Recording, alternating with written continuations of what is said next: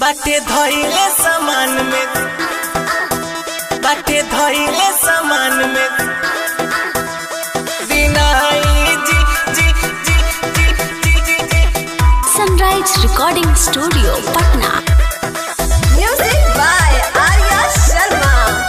बाटे धइले सामान में ए पिया यो भी जानी देह में छुआई जी। बाटे धइले सामान में दिनाई जी, धइले सामान में दिनाई जी।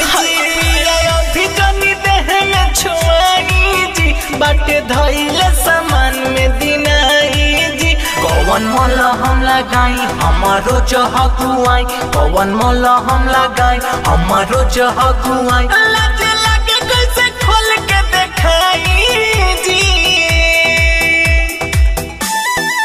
ए पिया अभी जानी देह में छुआई जी। बाटे धइले सामान में दिनाई जी। पिया अभी जानी देह में छुआई जी। बाटे धइले सामान में दिनाई जी। बाटे धइले सामान में दिनाई जी।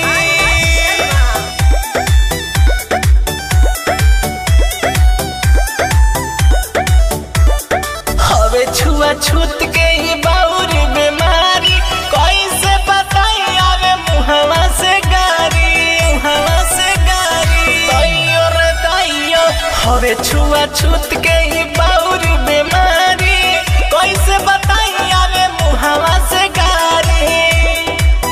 पूरा भइल बाटे सुन लेके मौली लहसुन, सुट करे नहीं कवनो दवाई जी। ए पिया अभी जानी देह में छुआई जी। बाटे धइले सामान में दिनाई जी। पिया अभी जानी देह में छुआई जी। बाटे धइले सामान में दिनाई जी।